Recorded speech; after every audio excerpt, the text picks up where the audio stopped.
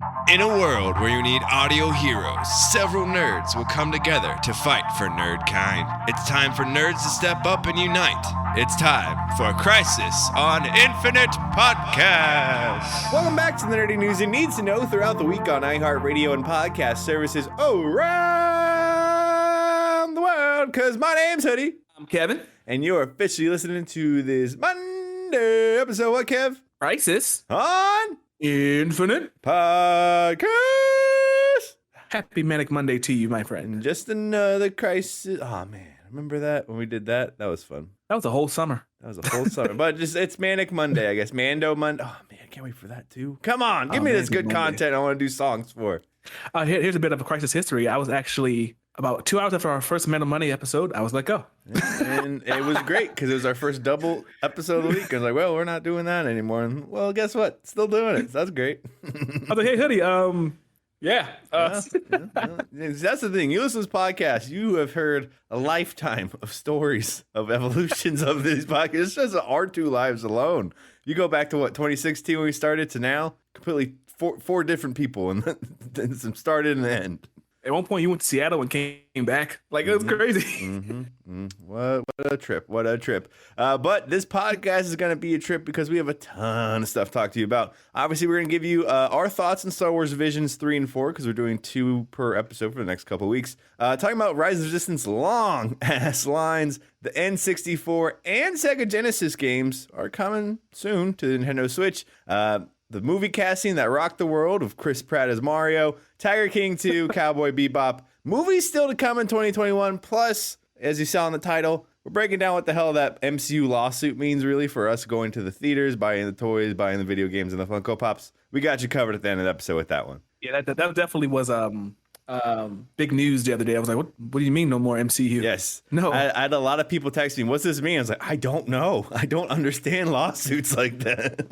Yeah, I was like, my friend asked me, I was like, I'm not a lawyer. I don't know what's happening right now. No legalese. I know they have this, they have this. They want that. I don't know. Anyway, that's at the end of the episode. Hopefully we'll figure out how to explain that better by we get there. But you can always follow us at infinite_pods on the Instagrams or the Twitters. Try to keep it up to date. Like this whole weekend, there's a ton of stuff that dropped out because of Netflix ta-dum experience. So we put all the trailers there. Or Kevin, where can they go for them hot blogs? 99.5.com/crisiscrew. Roll out. But yes, a lot of stuff happened since we last talked to you on Thursday, and that's okay. That's the best part, because sometimes the best episodes are when there's nothing to talk about and we just ramble, and sometimes the best episodes are when we have a lot to talk about and we try to shorten it in an hour.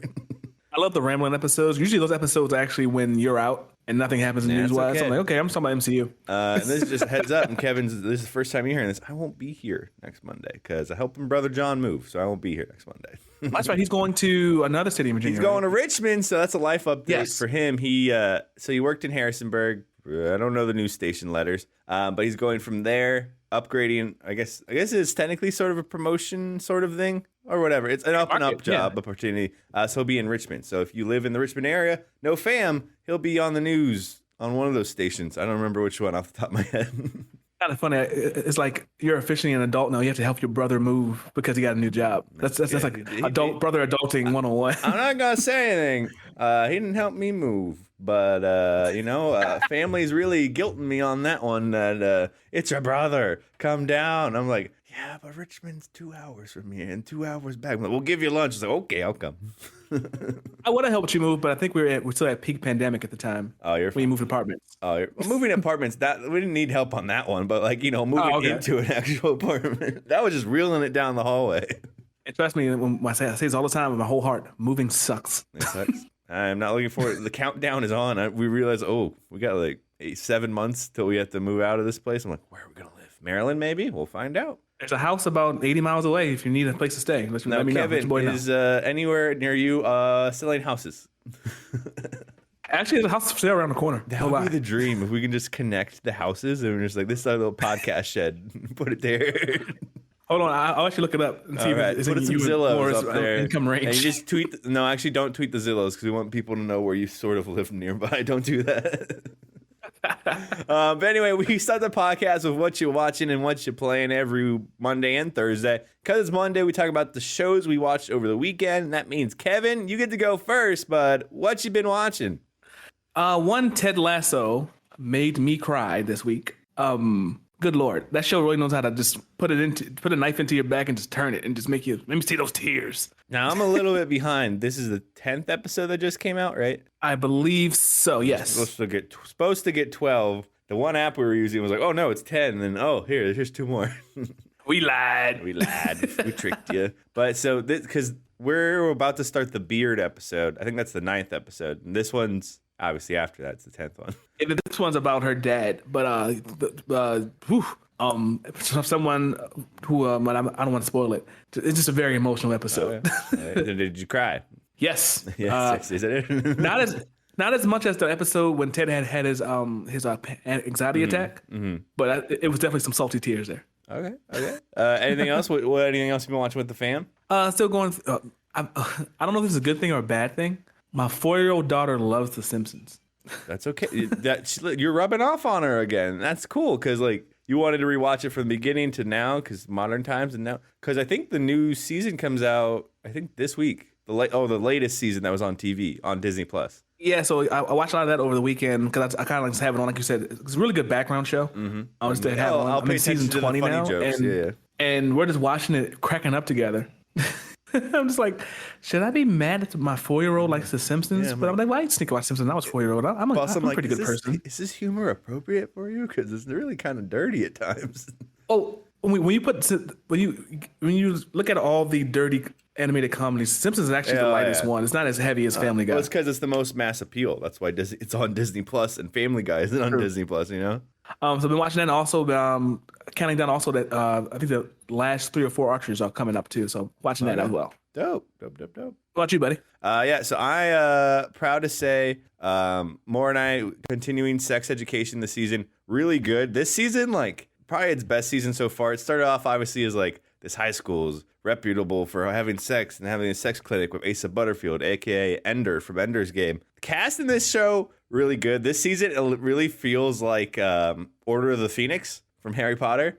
So cool. If that gives you any spiel, you know how that movie works out with teachers and stuff of Umbridge. That's pretty much Sex Education season 3 is, and it's really great. Also realizing a lot of these characters have popped up in Star Wars movies because it's always Star Wars is on one channel. And I was like, oh, the principal from this show is in Rogue One. Didn't even know that till I rewatched it right now. Yeah, I think it's true. Asa Butterfield was one of the finalists for Spider-Man as well before Tom Holland got it. Different world. I want to live in that branch timeline where Asa Butterfield was Spider-Man. Well, it's funny too because a lot of this cast, they're also on other Netflix shows. A lot of them are in Bridgerton, and it's like, I saw you 6 months ago. Now you're back again. It's funny because Bridgerton's coming back soon, isn't it? Yes, to Dumb, which we'll talk about in a little bit. They showed clips for season 2, which presumably you would assume is coming out in a couple of months from now. So my wife will be hogging my TV watching that. Gotcha. And that's okay. And you and your wife, she can come on for a special episode. We just talk about Bridgerton the entire episode. We should do that, a special Moira and Alicia episode to talk about Bridgerton. Yeah, so hey, you guys barely talk to each other. Talk to each other on mic and record yourselves.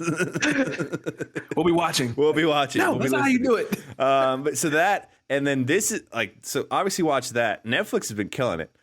Squid Game, so effing good. It's so if you go to Netflix right now, at least as of this podcast recording, it was still number 1 on Netflix. It's a Korean show. It has subtitles and dubs, obviously. It's a cross between Hunger Games and Saw, where essentially I've watched the whole thing, but it starts off with 450-ish people. They're all super poor, poverty, in debt, and they can get $40 billion essentially if you translate the money right. If they win these series of games of red light, green light, a lot of Korean based games. Dude, this show is so good. And I'm not paying for endorsing it. I saw it. This is the one time I was like, oh, let me try that on Netflix. It's top 10. And then hooked on it immediately. Maura didn't even watch all of it. She just watched the scenes where people died. Oh, it's not a real game show. No, it's not. It's a fiction show. It's not a reality show. My bad. That's a different type of show. But yeah, so it's set in sort of modern-ish times, sort of. But really cool, real good hook on it. We started it on Tuesday, finished it on Friday, so it was a good time. Okay. When I was with you, I thought it was gonna be more of a show like what was that? The Floor is Lava. No, it's not like Floor is Lava. It's not that type of reality show. But yeah, Kevin, like try one episode. I think the first episode you're hooked on it. The second episode, it's weird. First episode is like, all right, we're in it. Second episode does like the character back plot for all the characters. So they're like, oh, it's a little slow. Then everything keeps going as is from the first episode. It says a little bit soft. So there's like a horror tinge to it as well. Oh yeah, a lot of death. Okay, my wife will love it. Then I'll turn her on to it. Yeah, I think don't even watch the trailer for it. And obviously it depends if you like dubbed or subbed. I had both on just because I like to see what they're trying to say and what the translator said. And had no idea. I didn't even watch the trailer for it. And I was like, all right, we're doing this. This is great. Had like 30 minutes in, I was like, oh, this is a show. Actually, I haven't watched a Netflix show in a long time. I think the last one I watched was Jupiter Ascending, unfortunately. Well, that is not a show. That is a movie. I don't know why you watch Channing Tatum as a movie. Not Jupiter Ascending. The other Jupiter show with Jupiter's the guy Legacy. There you go. There you go. Yeah.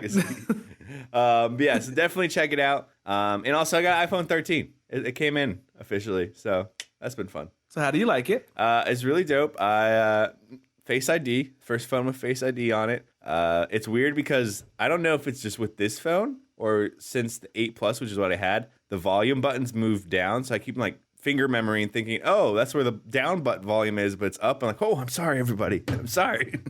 I done locked out the whole entire FaceTime video. I'm sorry. Yeah, it's been fun. Took a couple photos with it, and it's just nice to. I didn't know like YouTube has a thing like with the newer phones, at least the iPhones, like you can pinch in to fill up the whole screen and can pinch out to like just be normal YouTube. It's cool. I didn't know that. Yeah, so it's a little fun fact from your buddy Hoodie. But anyway, that's what I've been watching and doing. I guess that's the thing I've been watching stuff on. But Kevin, let's get to the news. Time for the news. Any update on them Zillow listings, by the way? Yes, I found one. It is a 2-bedroom, 1.5 bath house for $269 or $269,000. Well, $270,000 if you want to round up. Oh, just $270? That's it? Yeah. Oh, $100,000? You mean? $100,000. Yeah. Sorry.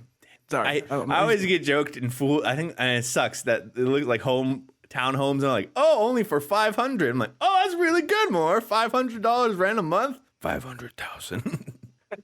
Well, depending on I'm getting to the house talk, so please don't turn this off. That could roughly be about $16 a month. I don't know. What a mortgage. I don't like seeing lump sum. Just give me monthly installments. We're good. What am I paying a month? What am I paying right now out of my pocket? It's my money and I need it now. And according to all the radio commercials we play, apparently rates have never been lower. Sure. But, I don't know. Mr. Eric V hasn't sold his house still, so let that tell you what it is. He sold that house, tried to sell that house 6 months ago. Yeah, I wish I knew somebody that needed a house down there. I'd definitely tell them to give him a call. I feel like I might be buying it by the time it was around again. That definitely could be a possibility, honestly. That's weird, though. I don't want to live in the same space he lived in. Even though it's been a year since he lived in it, I'm like, Eric had sex in this room. I don't want to be in this room. Well, get the walls bleached. Everything bleached. Everything's super white stains. It's like, oh my gosh. Like, who knows where it came out over them walls and them. Anyway, it's the news, real news. Star Wars Visions, still on Disney Plus. Obviously, it just came out. Last week, we talked about episodes 1 and 2. This week, at least today, we'll talk about 3 and 4. On Thursday, 5 and 6. Kevin, episode 3 was called The Twins. Episode 5 or 4 was The Village Bride. Did you like them? I like them both. I like the twins a lot better though. Yes, I like the twins a lot better too. Mm-hmm. It kind of gave me the vibes of that one Clone Wars episode. Which one? When it was like the father, the Force, and then the son was the bad side, the dark side, and the daughter was the light side. Mm-hmm. So I like that feel to it. I don't think I've ever seen basically a double wide Imperial destroyer before. Yeah, that looks really cool too. It's really cool. Like, and that's what we talked about on Thursday. Probably talk about it whenever we talk about these episodes. Is just the stylistic approaches they have to things. Because like the twins episode, you started like, wait, is this Darth Vader? Like, no, this is completely different people. I have a theory. I guess I'll say that theory now. Neil Patrick Harris starred as Kare, and Alison Brie starred as the two characters of the show. Yeah. I think this is a sort of a what if Luke and Leia turned to the dark side and were raised by the Sith instead of by like the Owens and the Organas. Honestly, the character design for I can't remember the boy twins' name again. What was his name? Kare. We'll say he was the Luke version, and you essentially had a Leia version, the twins. He looks a lot like A New Hope Luke Skywalker. Mm-hmm. Like with Han's vest on the entire time. Exactly. Exactly. Mm-hmm. No, go ahead. I'm sorry. Oh, no, you're good. So my theories is the droids are Duo and B2ON, which are all one letter before C3PO. B2ON is C3PO. I didn't catch that when I watched it this morning. That's funny. It's Star Wars humor to me. But they end up, who don't know if it was Tatooine, but it was a two suns planet and it's a desert. I mean, it kind of like Sith versions of R2D2. Like it was R2's voice mixed with like the mouse droids. Yeah. Sort of mixing. C3PO is just, C3PO, but kind of just a mean butler. I thought it was really good. I think if that was to get picked up as another, like we're going to do another season based on one of these, this would be a good one to do. And some of the visuals, like the only thing I could ding it for is that I don't understand how they were fighting outside of the Star Destroyer. It was weird because then B2ON came in with a little face shield on him. I was like, wait a second, you're a droid. That doesn't make sense.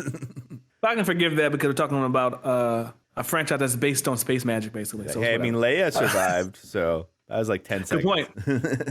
See her Mary Poppins thing across space and time. Mary Poppins. And then, keep going. I was gonna say the one scene that I love though was like the light speed superpowered lightsaber. Oh yeah, I mean, you're good. Keep going. I'm sorry, that was just great. Like I was like, wow. Yeah, it was just like, all right, you know what? That's the best thing a lot of people can agree on from Last Jedi, and we're gonna do it again. You know what? You're absolutely right. I didn't even catch that. You're absolutely right. We did it in Last Jedi, and it was great. Let's do it again on this anime. This anime version. And then the fourth episode was called The Village Bride, which was like if you look at all the titles of the episodes, it's just a weird one compared to everything else. I thought it was really cool. It was sort of set in a between the prequels and the original series, like 3 and 4, where it started out. The cast in this was Karen Fukuhara, who plays Kimiko in The Boys, was the main character of F, the Jedi. Her sort of mentor or older guy was Kerry Hiroki Tagawa, who plays Shang Tsung in the Mortal Kombat movies. Your soul, mine. Haru, who was the bride in the episode, was Nicole Sakura, who's in Superstore.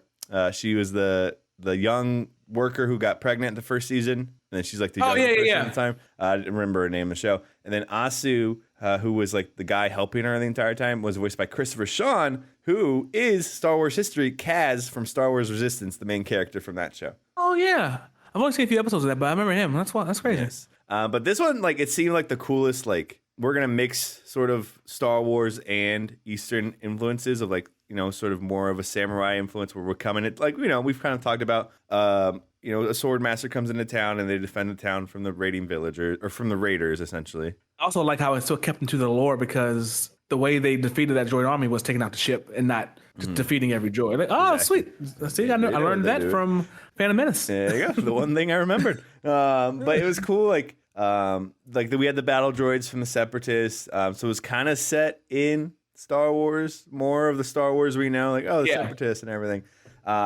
The Raider ship looked a lot like Dash Rendar's ship. So if you know sort of your Star Wars history, Dash Rendar has a cooler. He has a Corellian ship, the Millennium Falcon, but it's like more of a disc-looking ship instead of like a fork, I guess you can say. Yeah, I got you. Yeah. Then we had a yellow lightsaber sword, which was dope as hell. Then she had like speed heals or something. Yeah, because he didn't have a shot. Yeah. So a combination between her speed heals and just general force speed, he should have like, you know what? You win. I'm out of here.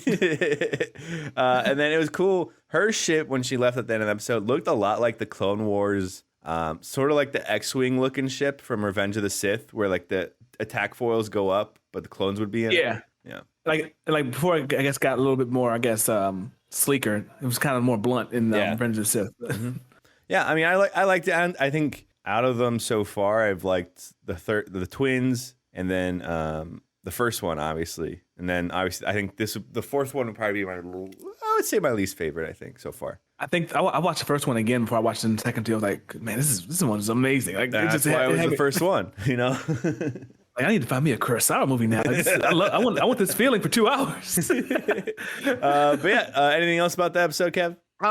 Nothing. It'd be interesting if this is how they do a Star Wars What If, like you said, though. That'd be very interesting.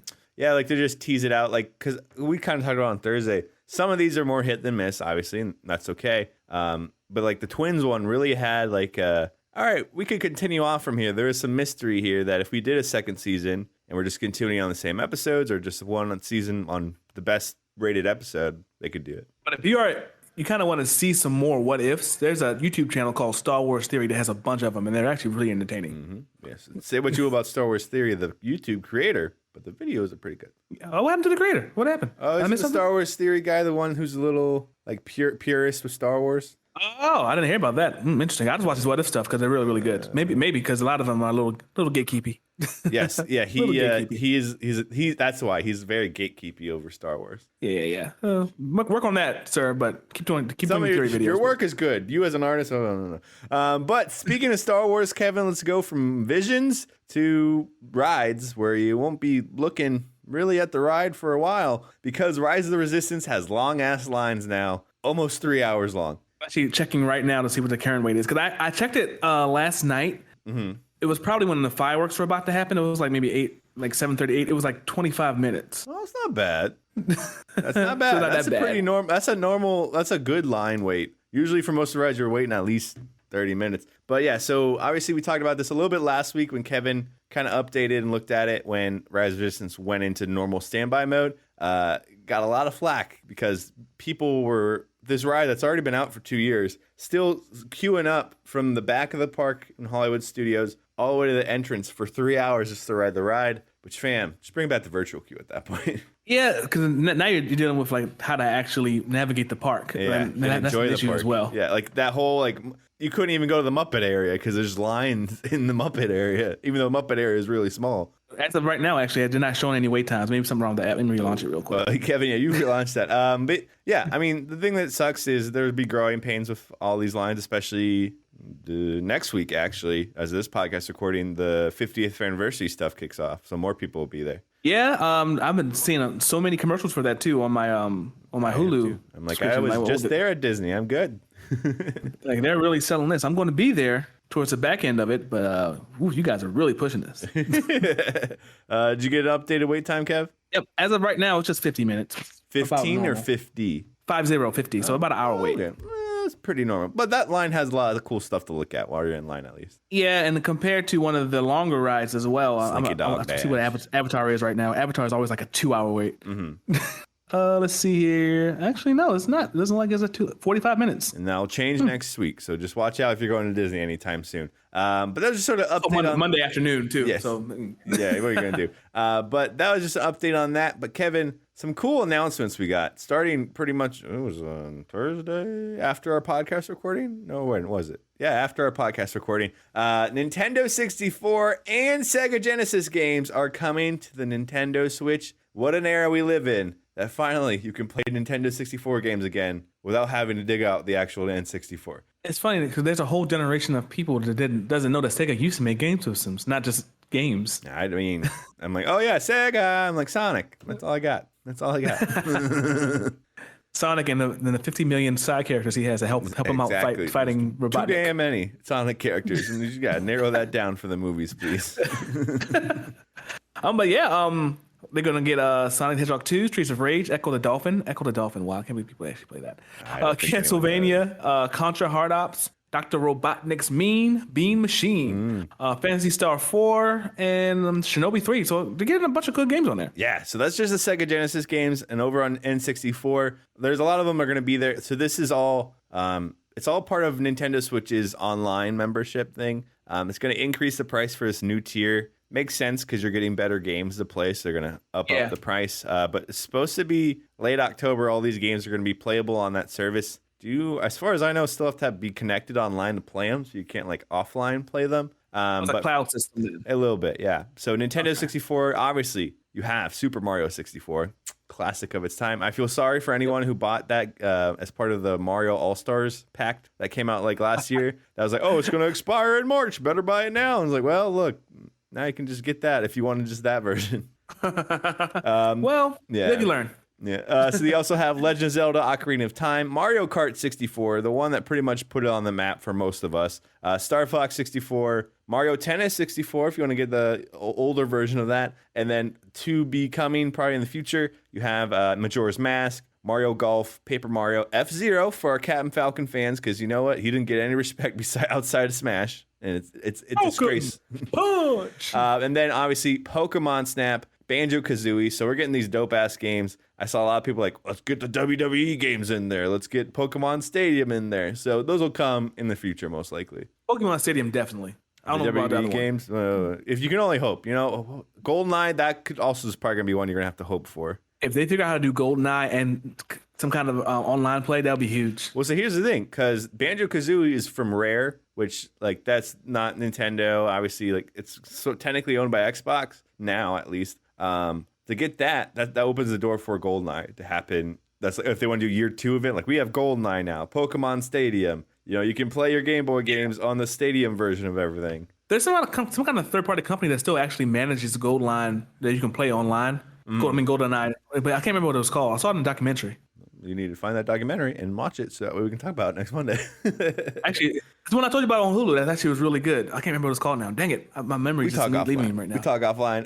But the cool thing also, you can buy new, modernized, updated versions of the controllers for the Sega Genesis and Nintendo 64 where they actually don't have a cord. They'll connect to your Switch. So if you want to have that awkward hand placement over the 3 prongs of the Nintendo 64 controller, you can relive those glory days. Actually, if you turn the controller upside down, it looks like a spaceship out of Star Wars. It does. It looks like an X-Wing, sort of. It does. It really does. And then the other one, they can go screw them. So I couldn't stand that Sega Genesis controller. It was too big. I never knew what it was, Kev. So you didn't miss anything, bro. Good. Yeah. But yeah, so we got that. Other cool things that got announced there too. Metro Dread's coming out later this week. It's like starting. Oh damn, that game's already coming out. Bayonetta 3 is still being worked on. Splatoon 3 supposed to be coming out in 2022. Didn't get any updates on Legend of Zelda Breath of the Wild, but what are you going to do? And we're supposed to find out who that final Smash Bros. Character is going to be DLC-wise later, I think next week, actually, yeah. I actually just had a thought of who I wanted to be, and I would love if they do it because it would be perfect. John Cena. Like that's My theory is I think it's going to be Waluigi. As of this point in time, like there's no way they can get a third-party character that's going to be like, someone's going to be disappointed if it's Master Chief. The PlayStation people will be pissed. Oh, it's Cloud. Oh, all the Xbox people will be less as pissed, but they'll still be pissed. Waluigi, both parties are pissed. We got Waluigi the meme as a character back in Smash Bros. Like his best move could be actually if he hits the thing and gets a special move, it could just be you can't see him, but you can still hit all your opponents. Kevin, you just trying to jump the shark on that one right there, bud. Let me jump in peace. But something not a lot of people are really peaceful about, Kevin, is also in this Nintendo Direct presentation, sort of near the end of it, we found out that Nintendo and Illumination Entertainment, the studio behind Minions, Despicable Me, they are still working on the Super Mario Bros. Animated movie. Have a date for it, December 21st, 2022. Gonna be a great Christmas movie, and I'm excited for us to go see that as a preview screening, hopefully, yes. And just like, yeah, we're so hyped for this movie. The casting, well, not as well received as the movie coming out next year. Didn't get a trailer for it either, by the way. Chris Pratt is now the voice of Mario. Sorry, Charles Martinet, get out the way. It's time for Emmett from the Lego Movie to join us. For Emmett. Oh, actually, throw that out. Emmett from the Lego Movie has a more chance of being in the Super Smash Bros. Game than John Cena right now. That's a good point. I'll give you that. That's a good point. Lego games have been on the Nintendo systems for a while now, just saying. And his special move could be, if he's the thing, you can see a spaceship, and he just keeps flying back and forth. Everybody.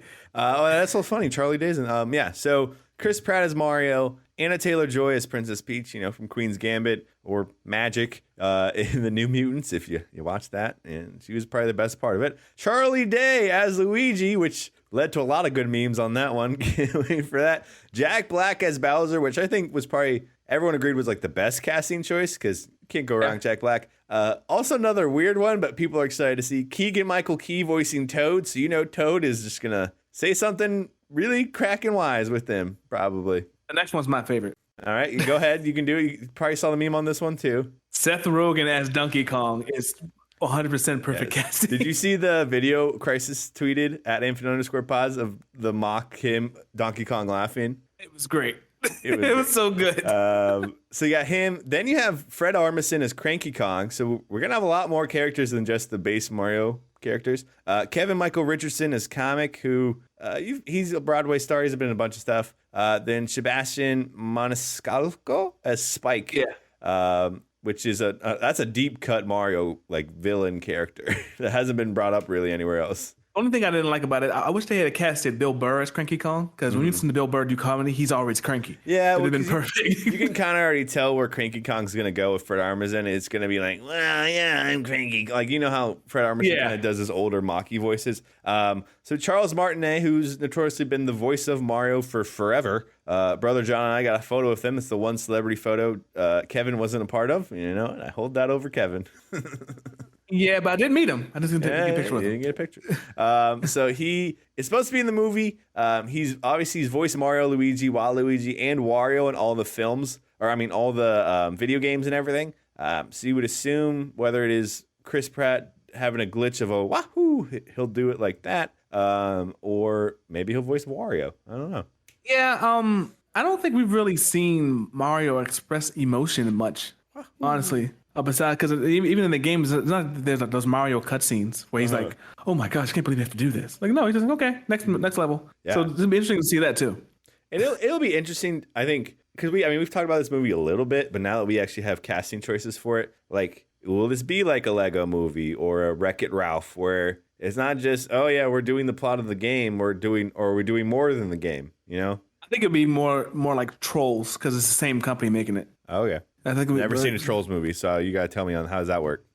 They're actually pretty good. No, Kevin, don't you say they're pretty good. You have to watch them every time. That's why you think they're good. You got hostage. And I was like, of all the ones I had to watch, trust me, I had to sit through a lot. I was like, oh my God. But this one was like, it's not bad, actually. I kind of like this. It's not bad. But I guess the dialogue in those movies is very like, it's for kids, but it doesn't talk down to them. If that makes sense. So it kind of the adults can enjoy it too. It would make sense too, because Illumination is owned by DreamWorks, which also made Shrek. So they have a way of writing their dialogue where it's not just like the parents have to suffer through it. It's like, okay, I can enjoy this too with my kid instead of enjoying it because of my kid just dragged me to it. It'll be cool. It'll be interesting. Obviously, movies coming out in 2022. You assume a Mario game would probably be coming out around then too, maybe before or after. Just saying. Just get ready. Maybe Odyssey 2 will finally be coming out. That's a very good point. Oh, no, scratch that. Finally, we'll get the dang next entry in the Mario Kart franchise that we've been waiting on for like 5 years. Mario Kart 9, finally. Finally. Not the deluxe version of Mario Kart 8. We've played it enough, okay? We go on to the next one. Make a deluxe fantasy island, Mario Kart 8. Exactly. Mario Kart All-Stars. That's a good one. But you have every character in it, so it's not really All-Stars, but okay. It's a good point. Yeah.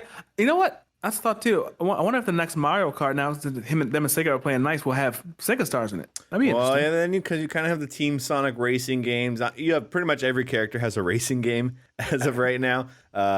It'll be a lot of people are saying, oh, maybe they'll just switch it finally to being Nintendo kart racing. So you have Samus, Kirby, pretty much anyone that's in Smash, Pikachu. They're now driving. I think that'd be the next evolution of the game. Because then you can do like, all right, cool, we're going through Kanto. How dope would that be? A Kanto map where it's literally you are driving through like the town map version. So it's either you can have, oh, it looks really bad, or it looks, oh, you're just in the Viridian Forest all of a sudden. Also, it'd be cool if you're Samus, she just rolls. She doesn't drive a cart. She just keep on rolling. She is the wheel. Ooh, Samus wheel. So it's just we're in the wheel. It's just shoot people. Bow. Oh no, it's like that. Because I just watched Revenge of the Sith was on TV. Like Grievous in that has that little circle bike or whatever. Like circle bike, yeah. Come on, that'd be cool. Nintendo, hire us. We can give you the designs. You design it though. Well, I won't say that. Never mind.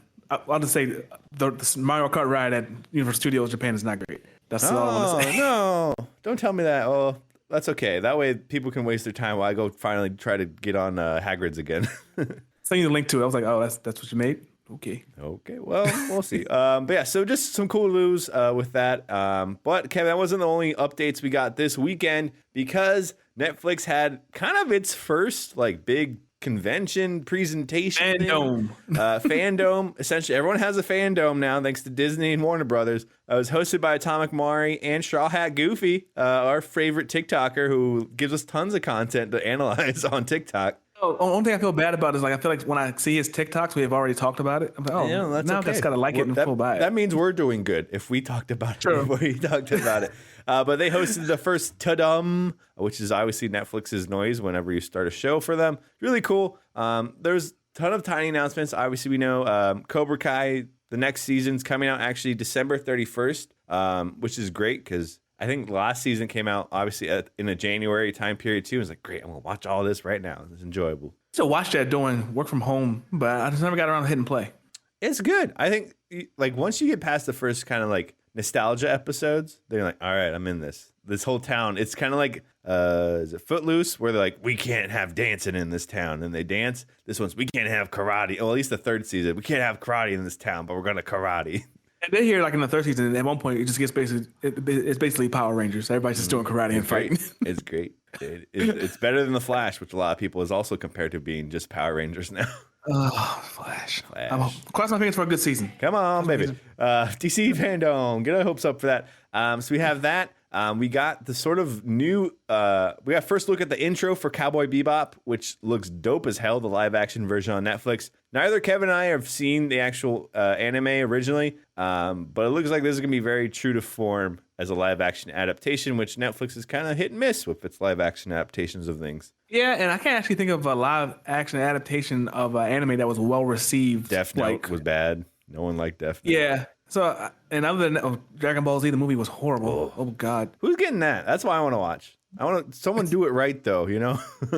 Only one I can think of actually was probably Pokemon Detective Pikachu, but that wasn't really an anime. It was a game. Yeah. So that one's a little more looser, I guess. But that worked because Pokemon were CGI, so it made sense. They were in live action. Like this Death Note thing is a monster. All right.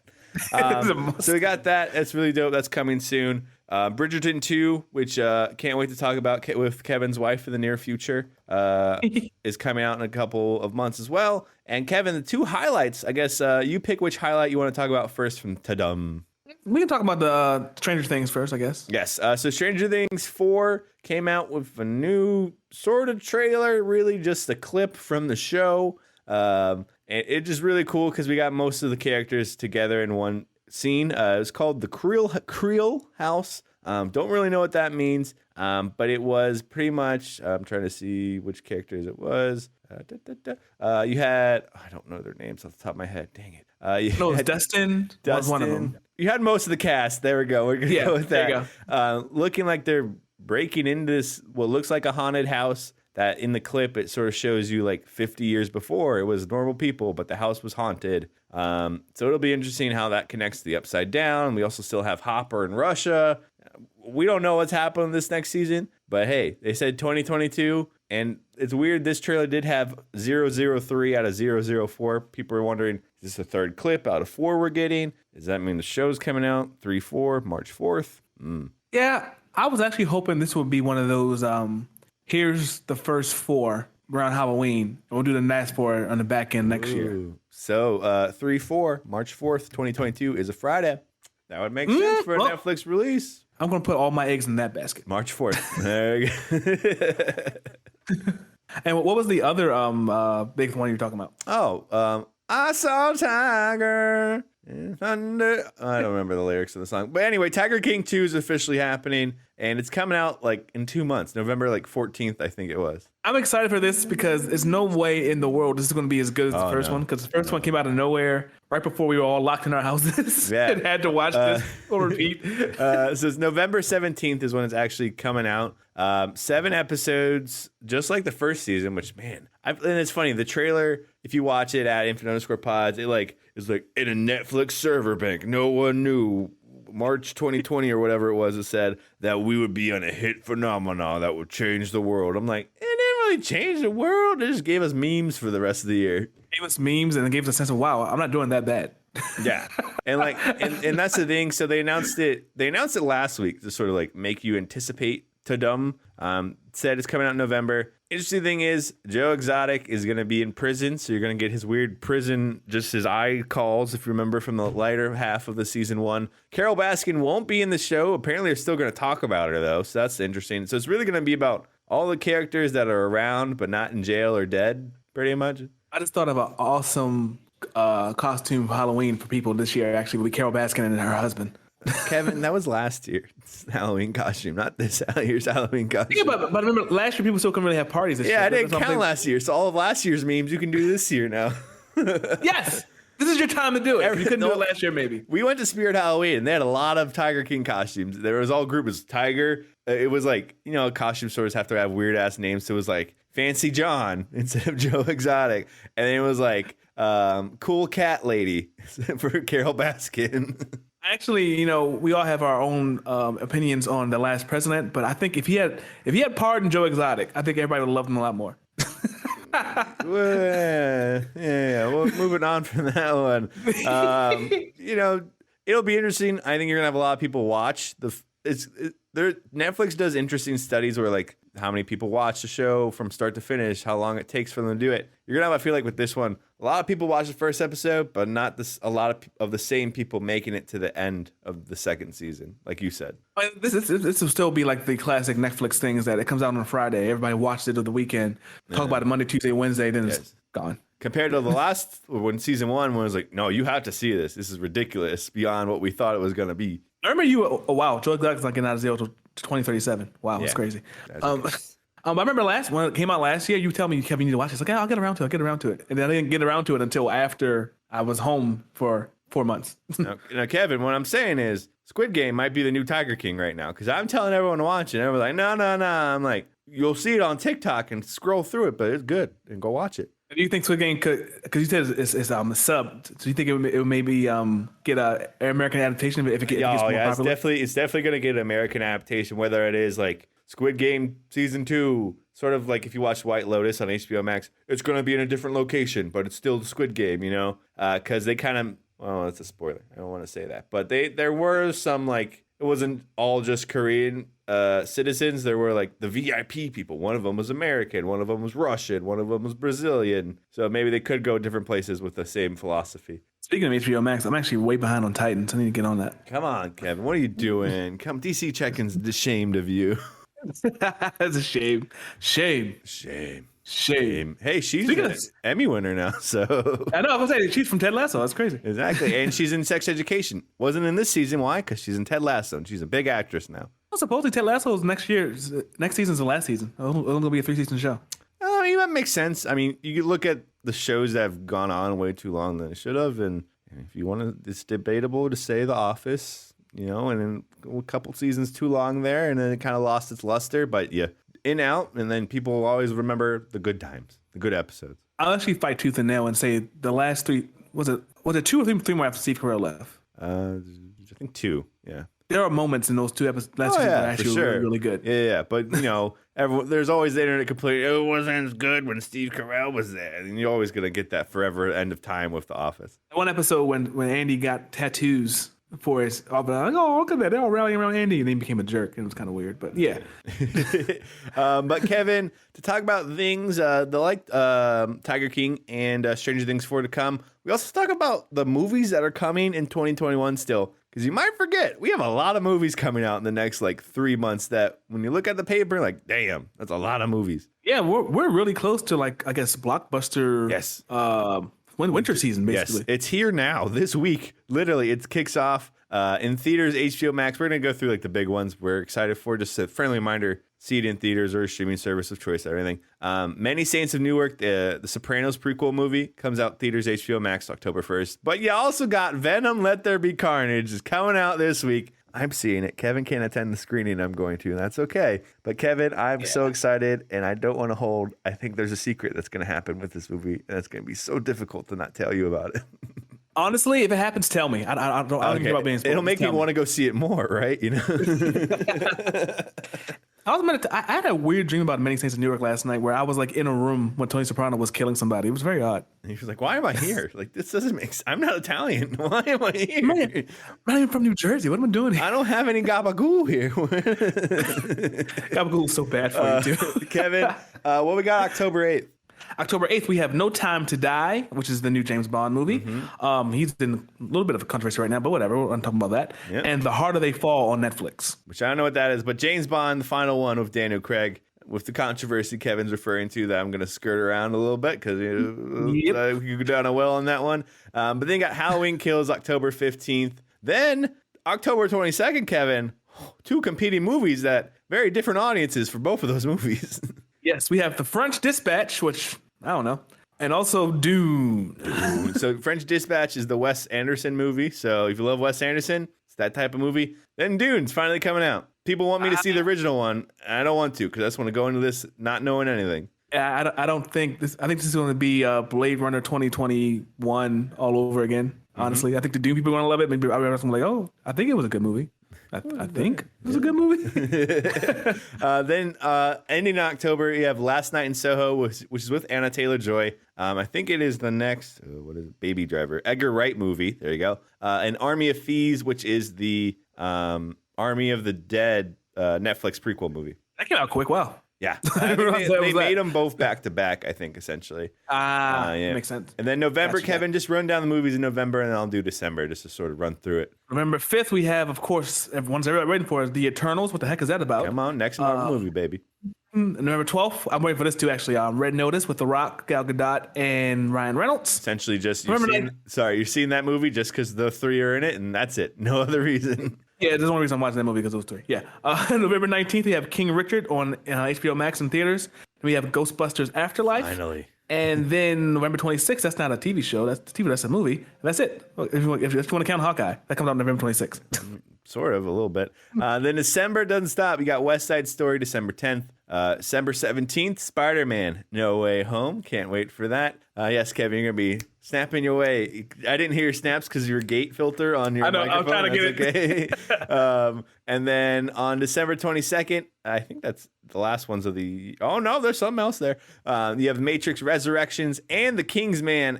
I feel so bad for The King's Man because it's been delayed so much, and then it has to go up against The Matrix Resurrections. No one's going to see The King's Man, but it's such a good franchise. And I actually just watched The King's Men? That's what it's called, right? Kingsman. Yes. Yeah, I watched them back to back like maybe 4 months ago. I was like, this is really good movies. Why don't I watch these?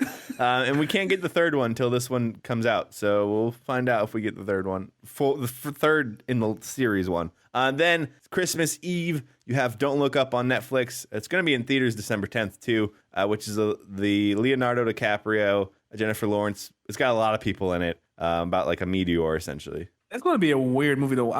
I don't really watch. The last serious movie I watched on Netflix was probably The Irishman. So I'm going to watch this one because like, how do you get all these people in this movie? Like, this is crazy. You have Netflix money. I mean, look at they got The Rock, Ryan Reynolds, and Gal Gadot. They're just in that movie. Then everyone else is in the other movie. How much do they want? Cut the check. It's fine. All right, everyone else can split that up instead. But you still got a lot of movies to talk about. Literally, like there's pretty much a movie every week. So if somehow you still held on to your movie pass, even though you probably shouldn't have had because of COVID at the beginning of this year, it's paying off now. So I don't know how to with that. I thought Eternals was like mid-November, not beginning of November. They were actually a lot closer to that than I realized. Ready to go. The preview screening will probably be Halloween. I have a feeling on that one. What day is Halloween? It is a Sunday, but probably the day before, day after they'll have the screening for that one. Interesting. Curiouser and curiouser. But speaking of Marvel movies like The Eternals, but not really characters like The Eternals, because I think they're good from this. Disney is currently in a lawsuit for the fate of the MCU after 2023. Yeah, this came out like Friday afternoon, maybe. And I had people texting me like, "What's going to happen?" I was like, first of all, I don't know. I'm driving. I can't text you right now. Then I looked up and it was like, well, this is a weird set of circumstances I didn't expect to deal with on a Friday afternoon.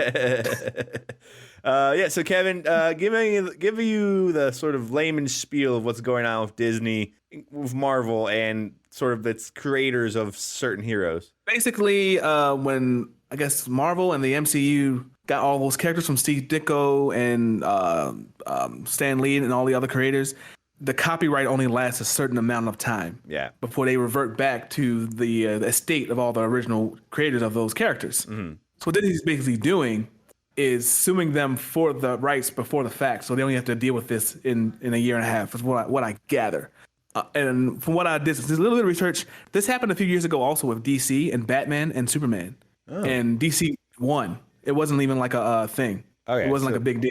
So yeah. I'm hoping. So the main thing right now, as this podcast recording, things could change, is the heirs of Steve Ditko want, that money. They want that money. So Steve Ditko, sort of creator, sort of designer of Iron Man, Daredevil, Spider-Man, Black Widow. So obviously they're doing that. A couple other people with that in regards to. Interesting thing is, Stan Lee's heirs haven't done anything yet, but as soon as they do, that's when it's going to be really serious. That's when it's going to be really serious. And like I said to you, I think in a text message, I've never met the lady before in my life, but I've read that she's a not so nice person, Stan Lee's daughter.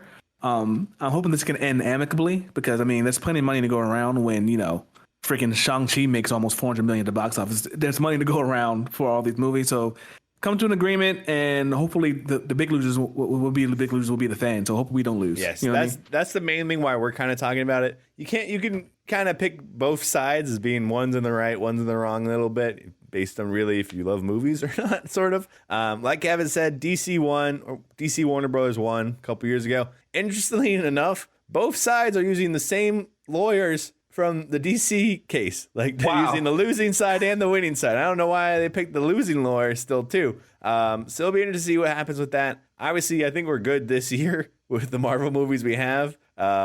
If pretty much the worst case scenario is for fans, I could say, there's a lot of different perspectives, is Steve Ditko, the heirs, get the rights back to those characters and they can just sell them back to way more money back to Disney. Other worst case scenarios, they sell them back to individual studios again, and then we're screwed with the MCU after 2023-ish. Yeah, because if we really want to get into the nitty gritty here, thanks to Loki and Sylvie, there's a branch timeline here where they sell the rights off to Warner Brothers, and we have like an ultimate universe. There's a best case scenario here too. A little bit is, if the creators get the rights back to Spider-Man specifically, that can be the way out of the Sony deal, and they can officially just put Spider-Man just in all the characters in the MCU. Good point too. So maybe they buy all the rights back, but it's like, you Sony, we're not giving you. We're done with you. Just going back to Disney. We don't want this petty change. We want just the Disney change. We want your couch change. We don't want from between the cushions. Now this is interesting. My prediction is Venom 2, whatever this end credit scene is or whatever that the fan screenings shouldn't have told anyone about, that's going to spread word of mouth and make people go see Venom 2 more over than the movie being good or not. This week. And that's probably that was probably strategy. Like, just tell them about it. So make $800 Don't tell anybody, but tell everybody. Yeah. Don't sign this confidentiality agreement because we're going to come after you if you leak our movie out. Yeah. So, but anyway, that's sort of just a little bit of an easy let into that situation. Obviously, we'll keep you updated as things go. It'll probably take a little bit, most likely by the holidays, because by the time all this gets settled, most likely out of court. Or no, actually probably in court to establish laws. Let's hope, because he's been kind of messing up a lot, that Chapek doesn't mess this up. Chapek, come on. You have a lot of TikToks about you saying you're screwing everything after Bob Iger left. You are fumbling the bag, sir. Don't fumble this one. If the MCU's over as we know it, well, you're going to see a lot of characters become the Avengers that we weren't expecting to be so early. Oh, this would be a fun game. If you had to see them sell off the characters, what movie studio would you actually want to see them with besides Disney? I would say Warner Brothers because we know the track history with the DCU. I don't know. Like, it'd be interesting to if Netflix bought all the Marvel rights and end of the day, Daredevil and Luke Cage are our prime Avengers now.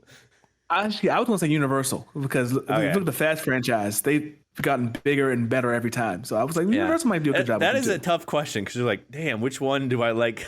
You got to base the studio on their long-running franchise. There's not really that many studios anymore, too. So you're like, wait, what parent company is that one or whatever? Maybe that's the band question of the week. If you want to get the band, answer this question. All right, Kevin. There you go. Say it again officially so they can get a Crisis Crew band. Well, head to our Instagram and Twitter at _pods. And it's a big if because everything's probably gonna be fine. I'm saying everything's gonna be fine. Knock on wood. But if Disney did not get the rights back to all their Marvel characters, what studio would you like to see all those characters end up with?